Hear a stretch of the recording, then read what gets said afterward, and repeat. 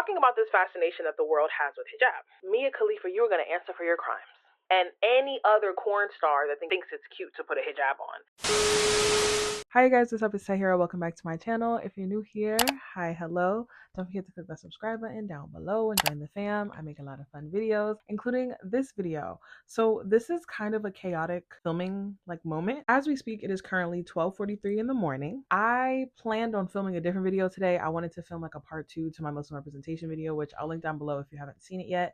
And that video may come out before this one. Allahu alam. I don't know. I'm just vibing. But something in my spirit was like, girl, that's not the video you need to be filming. And maybe on the next episode of Sincerely Sleepovers, we'll have a whole conversation about how when I turned 25, I turned into a philosopher, and I truly just feel like I'm just trying to embody more of myself and my decisions and listening to my gut. That's not this video. If you've been on Muslim TikTok, Muslim Instagram for the past 36 hours, 72 hours, however that math works, the girls have just been talking about Miss Anya Taylor-Joy and her outfit that she wore to the premiere of Dune 2. I had thoughts, I had opinions, but like I said in my Hunger Games We Live in a Dystopia video, which you should definitely go watch, I don't have all the answers, but I definitely have questions. So I kind of just wanted to talk and kiki and figure out, as a community, as veiling women, as hijabis, as muhajjabas, as Muslim women, how are we feeling about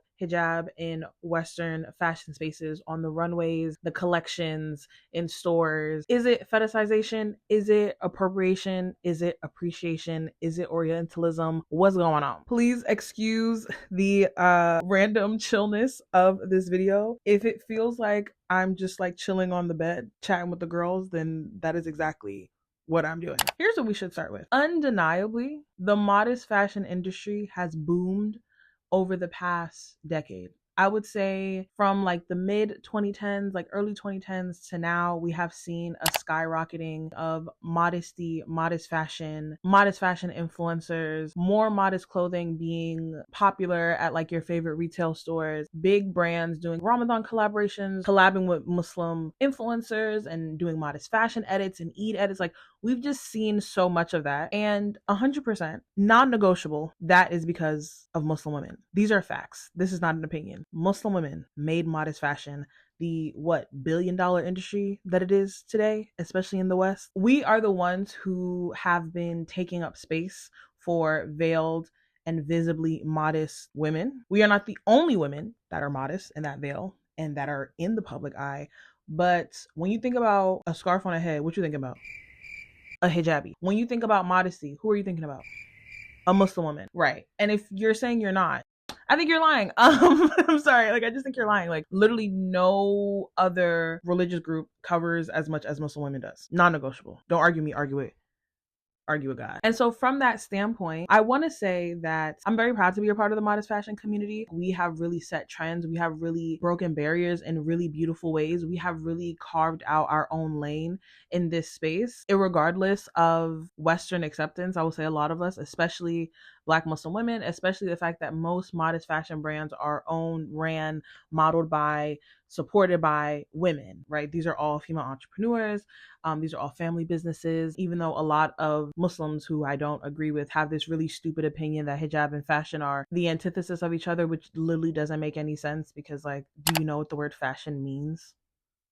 Right. Hijabi fashion and modest fashion has 100% impacted the world, impacted the lives of Muslim women. And more importantly, I would argue, has impacted our treatment here in the US. I know that hijabis don't only exist in America. I'm obviously talking from American lens, but I think hijabis from all over the West can kind of attest to the things that I'm mentioning in this video. Whether people want to acknowledge it or not, the influx of hijabis front and center, of hijabis who have a voice, of hijabis who are independent, who are funny, who have big personalities, who are serious about their religion, who dress in a myriad of ways, whose hijab looks so different, whose modesty journey looks so vast, has helped us in a lot of ways regarding the Islamophobia, abuse, and the hate crimes that we face because we are the face of our religion in a way that men can in the West can just not attest to. All of that to say, hijabis, we've been doing our big one. We've been standing on business. And if you look in different countries around the world, especially ones that are Muslim majority or have a large Muslim population, I think about like the Melbourne Fashion Festival. I think about all of the beautiful modest fashion runway shows in like Indonesia and Malaysia. Modest fashion is not new. Arguably, in even Western history, majority of the West dressed modest. And there were times, if you go even further back in history, where you kind of couldn't really differentiate between the religions because everybody was pretty modest, which is why you have like certain conversations in Islam about like, okay, so like you're a Muslim woman, so like you got to wrap your scarf like this because other people got scarves on their head, and we got to make sure people know that you're Muslim. You're not just like a veiling Christian. You're not a Jewish woman who covers her, like, you know what I mean? So there was a point in time when we were all really like this, but naturally things change for some people. Muzzy gang ain't nothing to play with. Hey, sorry. And so here we are, where I would argue that fashion has an interest in hijab, in modesty that specifically looks very Muslim, very Islamic. I think it's a myriad of things. I think it's a bunch of things. I think that probably because of Islam in pop culture, which is Islam in like hip hop, Islam in celebrity culture, Islam in blackness, because pop culture is black culture, there is an association with like hijabs, abayas, thobes, kufiyas to kind of give luxury, because people are thinking about like Dubai, the Emirates. There's a certain association with like wealth there. And then the most obvious thing is like mystery, right? Like the most obvious, I think, fascination with Islamic garb is the mystery. The idea of like, you're covering up your face, you're covering up your body. What's underneath that? What's going on here? And of course, there's a whole conversation about Orientalism and how that impacts Muslims. This is not a one-off instance. It's not the first time in history where the Western world has kind of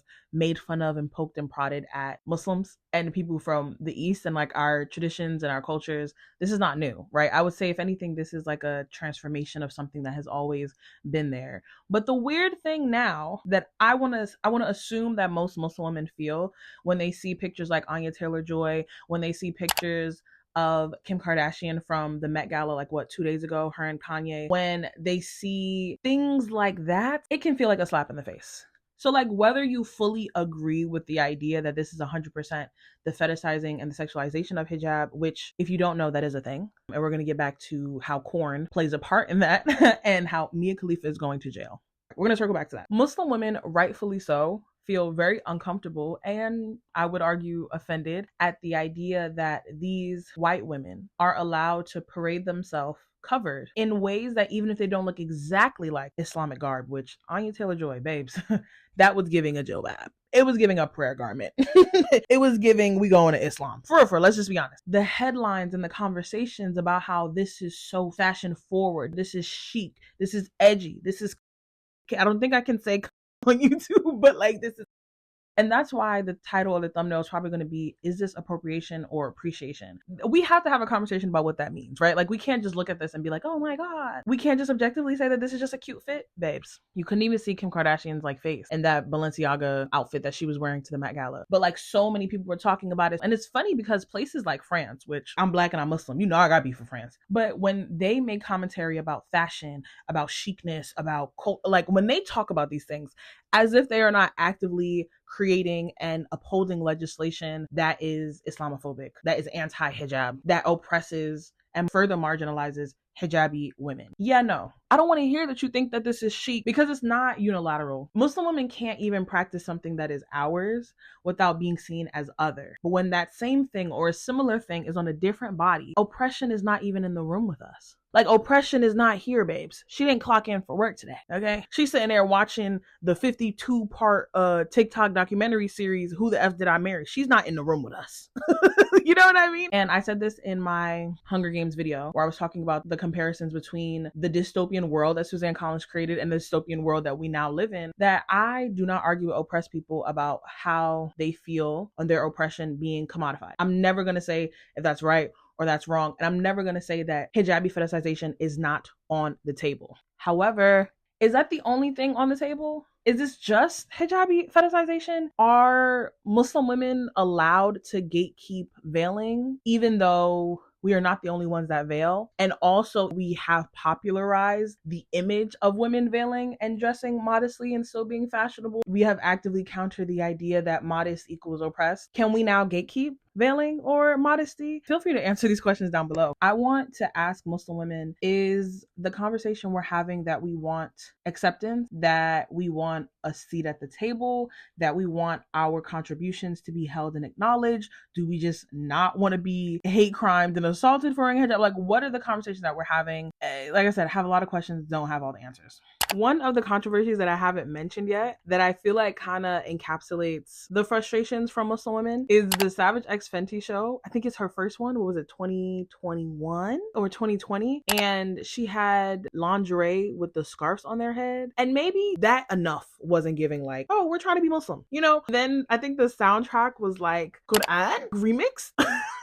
Or like Vicar. And this is why I say we cannot take hijabi fetishization and Orientalism off the table. Because if these instances were just veiling or just modesty, what Muslim women call modest, white women call elegant, whatever, child. Like I said, even though hijabis have popularized modest fashion, we are not the only people that dress modestly. We are not the only people that veil. Yes, I'm aware. Putting that to the side, it seems like with all of these little like instances, when you're trying to gaslight hijabis or saying that this is not about appropriation, it's not just the veiling or the modest fashion, it's that plus Islam. Why are they walking down the runway, sin ropas, okay, no clothes, scarves on their head, half off their head, fully on their head, whatever, and the background is Arab money. Oh yeah, Arab. Why is it ride with the mob, hamdu Allah in the background? You want me to believe that Islam is not on the table? Circling back to the Anya Taylor-Joy thing, Dune, as we all know, is like this Orientalist white man fantasy weird world. The origins in the book, I would argue, are deeply offensive. I did a live stream like sometime 2 years ago talking about it my first time watching it.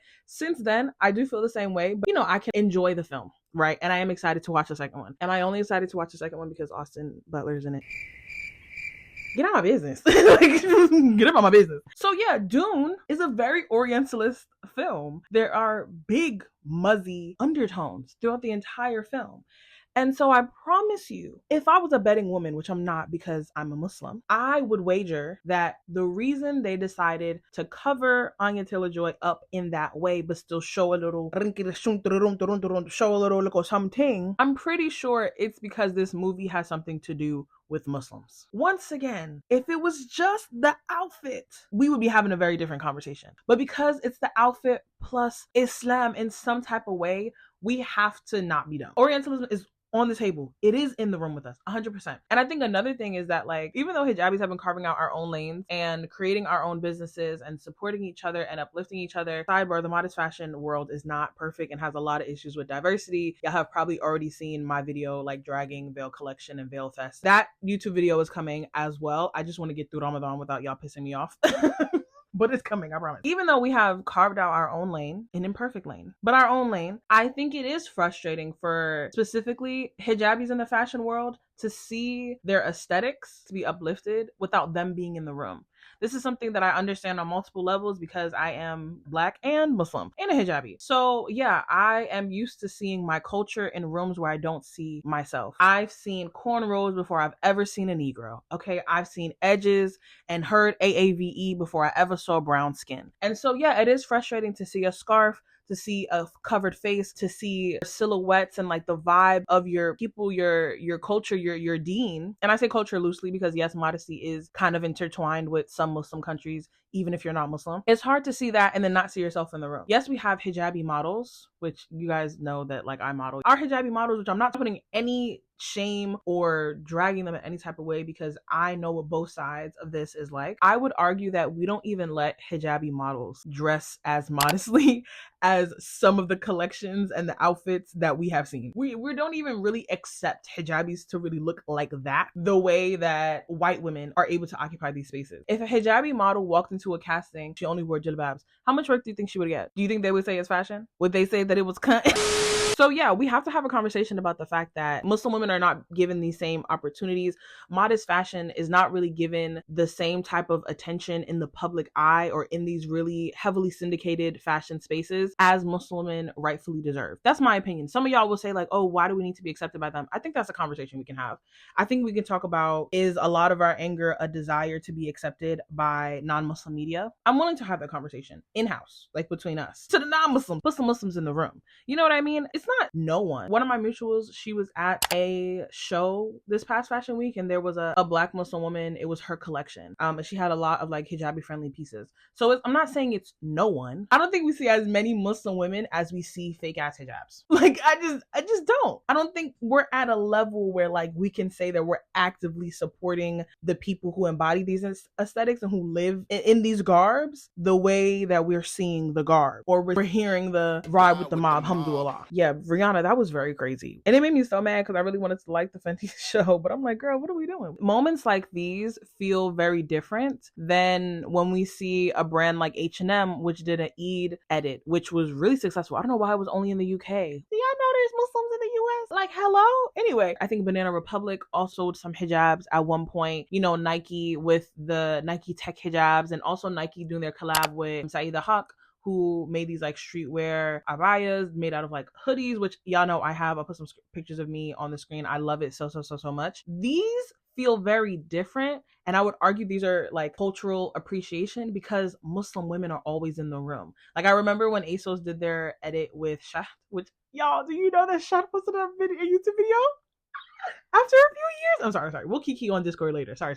I remember just being so excited when I saw that because I love ASOS as a brand. ASOS in general has been really consistent with supporting Muslim businesses and having a modest fashion edit, doing Eid collections. That feels different. We are in the room. We are at the table. We're showing up as ourselves, and the companies are kind of like letting us do our thing and they just invest. You know, like we had the plan, we just needed the platform. I think that's a good example for the people that are like, we can't show modesty with that. Like, no, that's not the conversation we're having, but we have to be very real about the fact that y'all, and I say y'all speaking to the non-Muslim world, are not comfortable with women actually being modest. No matter how much you talk about modesty as a means to punish women who don't dress modestly, and this is never going to be a space where I'm going to judge women or shame them or blame them for anything that happens to them if they don't choose to dress modest. That's not what I'm saying. But the Western world likes to throw modesty as a solution. But for real, you don't want women to dress modestly, because when we do, covered head to toe, still getting harassed. I remember me and some of the Digital Sisterhood girls and a few of my friends, we had went to an event that they had in Jersey. It was like a big halakha. It was like really amazing, beautiful event. We went to a restaurant. So half of us went to the car a little bit early. The rest of us decided to walk. And we ended up getting like harassed and like hollered at. And like, it was this really annoying experience. And like, it went viral on TikTok and people had so many opinions. And like, they were even telling us as Muslim women, who all of us were garbed up, all of us were covered. The Digital Sisterhoods and some of my friends, as y'all know, wear niqab. All of us were wearing gowns because we were at a halakha. The men actually approached us because we were Muslim. The first thing out their mouth was, I love how y'all are not like these Western women. So, like I said, like, y'all don't even really want modesty. And nor is modesty ever going to be the end all be all solution to men's inappropriate behavior.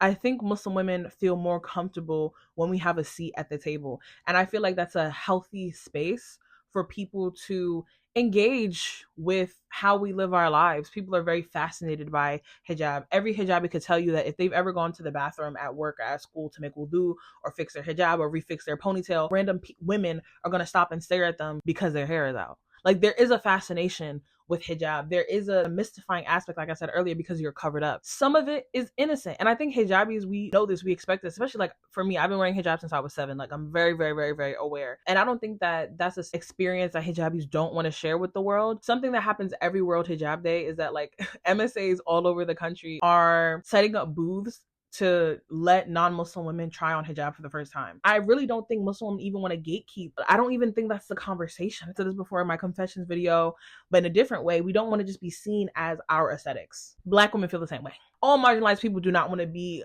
appropriated. You know, we want to be appreciated. Thank you. But talking about this fascination that the world has with hijab, Mia Khalifa, you are going to answer for your crimes. And any other corn star that thinks it's cute to put a hijab on. We are living the real world consequences of that fetishization, of the hyperfixation of what's beneath, of the mystery, the allure. We're living with the consequences of that. Maybe you thought it was a cute little bag, and it's funny because Mia Khalifa is not even her name. Her name is like what? Sarah Ann, Sally Joe. Like, like what? When I found that out, I was in shock. Okay. If you couldn't tell already, Mia Khalifa is a very popular corn star. I don't know if she's the first person to put on a hijab to get famous doing corn, but I do know that she has left an impact. What I think used to be like Muslim women, and still probably is like Muslim women being ignored because of our hijab and what we look like, it's now this hyperfixation on what's underneath. And it sexualizes what's not visible, which is literally the opposite of what we wear hijab for. If you look on some like Reddit chat rooms or even in some hijabis comments, you definitely see people. I bring this up other than the fact that it's gross and very annoying to deal with, but also because I think about like the Kim Kardashian outfit, think about the Anya Taylor-Joy outfit, and how it's like faux hijab. I'm gonna be for real. When I saw the sheer jilbab from Miss Anya Taylor-Joy, I'm not gonna lie, I want it recreated. I'm sorry, it was a look. I'm not supporting the look we worn outside, but I'm saying, hold on. Not a little see-through. Not a little shake. Not a little habibi, ain't it? And I mention that because these two outfits in particular, and even like the Savage Fenty one, perfect example, isn't just being fully covered. It's the covering plus the allure of what's underneath. That is a fetishization of hijab, 100%. We're talking about hijabs and lingerie.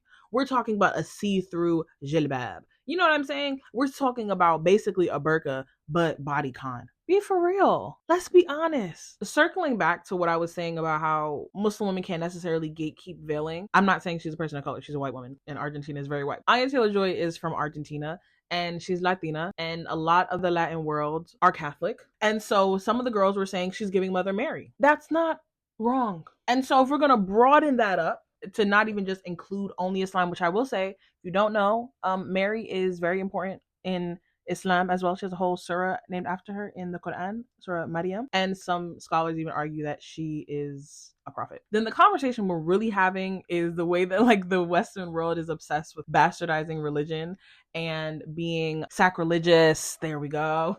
Since I've been learning a new language, some of the English like escapes me. The Western world is obsessed with being sacrilegious. It's like very fun. It's like kind of kinky to them because, especially in America, this is a godless country. And unfortunately, because we are in the West, all religions and all aspects of religion can get all the smoke that the Western world kind of rightfully has for Christianity. And I would say for like the institution of church.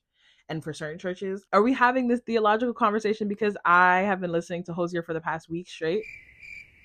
Yes, but stay with me. If this is supposed to be a Christian nation and majority of the US are Christians, Christianity is allowed to be mocked. If your favorite rappers can call themselves Jesus, if people can have these like nun and like confession and like priest kink fantasies, which I'm not necessarily kink shaming at the moment, if these things are up for the taking, then why would anybody else's religion be off the table? And it is unfortunate that we catch the strays from Christianity, because if you really study Islam away from Western imperialism, away from a misogyny that has infiltrated the Muslim world, Islam is not Christianity. And it has always been something very annoying for me as somebody who loves being Muslim, who loves my faith, to have to defend being a part of a religion, because people just say organized religion and what they mean is Christianity and whatever BS ideas that they have about Islam. Most people in the US don't know diddly squat about Islam, don't understand hijab. Girl, inshallah, this is the last clip because I need to go to bed. Did I mention that I have to go to Baltimore tomorrow? I am going to be a part of a podcast interview. I'm going to put the episode down below if it's out by now. And if this comes out during Ramadan Mubarak, I'm sure that like some of this may not be the conversation you want to be having during Ramadan.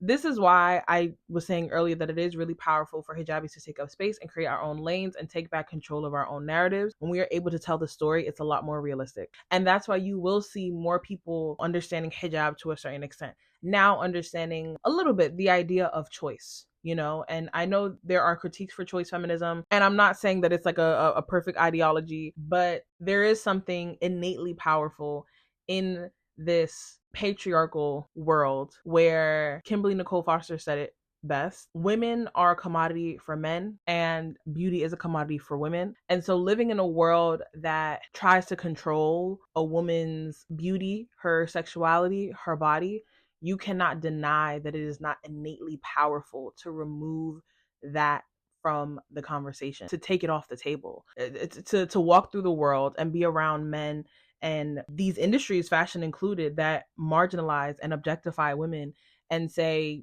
you ain't finna do that to me. My body is mine. You're not allowed to see anything. You know, you can only see however much I say. I won't allow my body to be on display for your consumption. I'm not a thing to be consumed. I'm a woman. You cannot compartmentalize my existence by just what I look like.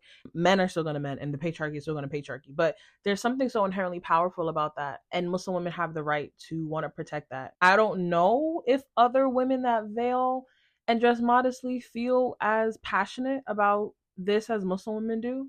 I don't know. They may. I'm open to hearing thoughts. Please comment down below. Another thing I will say regarding other communities of women who veil or dress modestly is they always end up wearing styles that look very Muslim. Like I mentioned before, that brief little story about how hijab is really specific to not just a scarf on the head, but how the scarf is wrapped, and not just wearing a gown, but like the length of the gown, the fit of the gown, like all of that is very specific to the rulings of hijab and how it is intentional to differentiate us between us and other women of the book, other believing women that dress modestly. Now, because most women don't dress modestly, the example for how to dress modestly and veil are Muslim women. I have had women who are Christian, who are Jewish, who are a part of different spiritual practices, who want to start dressing modestly follow me, you know, and I'm honored. Like, I'm not of the opinion that I need to gatekeep my hijab. And I think that modesty is beautiful. And I truly feel like it's a blessing and a protection from Allah. And why wouldn't I want to share that with other women who have faced decades of sexualization? You know, but don't gaslight Muslim women. Our experience, our lived experiences as hijabis, as women that cover that veil, is always on the table. Whether you see us or not, is always on the table. For the people who want to say that like it's not that deep, it is that deep. It's always that deep. Y'all need to have some nuance, you know? Like, you can't ever look at anything in the US or in the West that pertains to a marginalized group and a group of power and think that this is an even exchange going on. And maybe one day I'll do a video talking about how, you know, white feminists they hate Islam. They hate the fact that women cover, and most Muslim women, I would say, if not all Muslim women, are against forcing women to wear hijab or unaliving them because parts of their hair are showing. You're preaching to the choir, babes. Like, I don't know what you're telling us. And real quick, I'm going to read this post by Hajar on Instagram. I'm gonna put it on the screen for y'all to read along with it. It says, sexualization of the hijab, Orientalism, and Palestine. Anya Taylor-Joy was seen wearing a white sheer garment over her head as she announced her role in Dune 2. Did y'all know she was in Dune 2? I did not know. The Dune franchise is problematic due to its use of Orientalist tropes and themes that fetishize and exoticize MENA culture. If you don't know, MENA is an acronym that stands for like Middle Eastern North African. MENA culture. Taylor-Joy cosplays a Muslim woman here, which is an intentional styling choice that sexualizes the very religious garment many Muslim women are killed for wearing.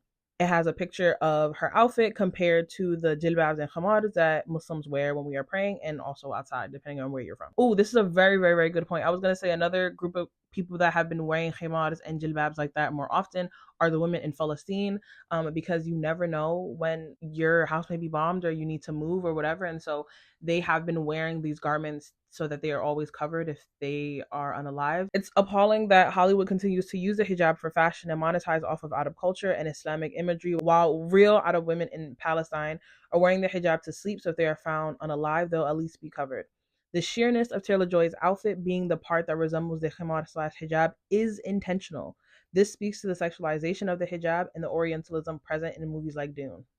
I said that. The sexualization of hijabi women is perpetuated by the incessant use of the hijab in fashion, and this is especially jarring given the current genocide in Palestine. While non-Muslim Anya Taylor-Joy mocks and sexualizes the hijab for her performance in a problematic movie, Palestinian women and little girls wear their hijab while their houses are bombed and their lives are taken from them. And on that note, like I said, this was kind of just an amalgamation of my thoughts, my late night thoughts, very, very late night thoughts, muy tarde, on this topic. I would love to know how you guys feel. If there are non-Muslims in the audience who veil or try to dress modestly, what are your thoughts or perception on this when you saw these outfits, when you see these things happen, and they will continue to happen? Do you automatically think that like somebody is trying to copy Muslims? To the hijabis, the questions that I asked throughout this video, like I said, like, are we seeking acceptance? Are we trying to establish a lane for ourselves? Do we want more autonomy? Like, how are you feeling? And I think all of these feelings are valid, and more often than not, it's not a conversation of this or that. It's usually somewhere in the gray area. It's usually a conversation of both. So just keep it respectful, keep it cute down below. I am going to bed. Thank you guys so much for watching. As always, please keep Palestine in your duas. Please keep Muslim women in your duas. If you consider yourself an ally, if you truly support the rights of all women, then protect Muslim women, protect hijabis. Please understand, especially to non-Muslims and also Muslim men, we are deeply vulnerable. Often we feel like we only have each other. So if you see a hijabi on the subway or outside, you know, be mindful, especially now since October 7th, there's been an increase of hate crimes against Muslims in the West. And really the only way that we grow as a society is by caring for one another. And if we're yelling from the rooftops that this is not about dissing hijabis, then we have to show that care in more ways than just aesthetics. I hope you guys enjoyed this video. Make sure you follow me everywhere on the internet at Sincerely Tahiri. And make sure you catch up on my last 2 video essays, my Hunger Games one, which I'm really, really proud of, and Confessions of a Black Muslim Lover Girl. I'll be back really soon with some more commentary videos. I'm gonna go to bed. Nos vemos. Ciao.